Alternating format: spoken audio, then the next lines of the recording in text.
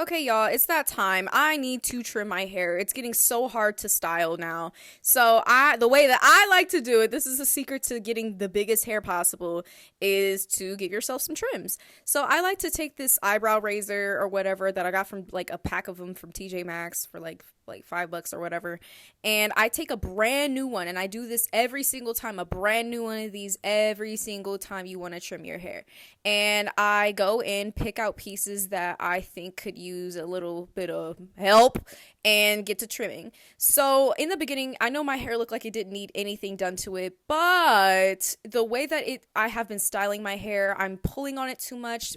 I'm getting too much breakage, and it's just a lot harder for me to style because there's a lot of one-stranded knots, there's a lot of split ends, blah, blah, blah.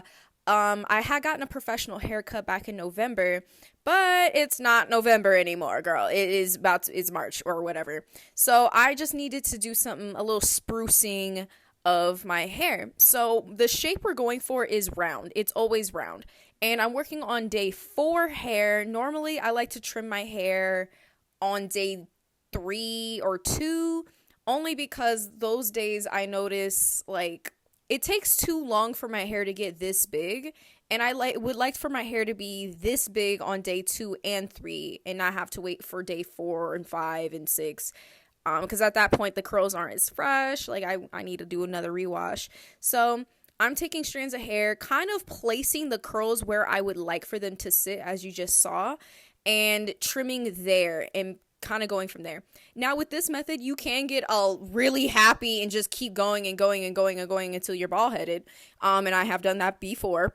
Please trust me. And the reason why I like doing it this way with like eyebrow razor is because I feel as though scissors give me too much of a blunt cut. And I mean, that could probably be better for your hair. I mean, hairstylists, please do not clock me for this. Like, this is just the way I like to do it, okay?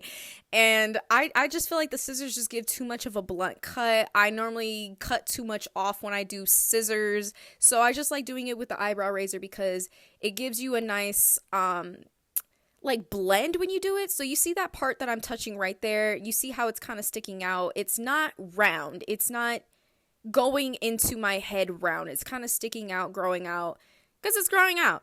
So I like to do that and kind of just round everything out. I mostly focus on the bottom half of my hair and the crown of my hair.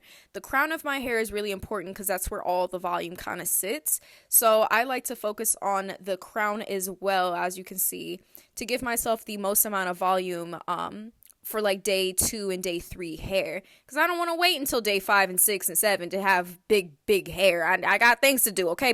Places to be, people to see, you know what I mean? So I just go in strategically and just kind of cut.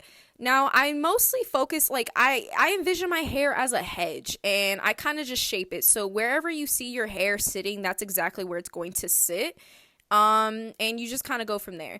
Now with the back of my hair, I normally use a mirror. I'm just kind of doing this for video, and I went off camera to do the back as well.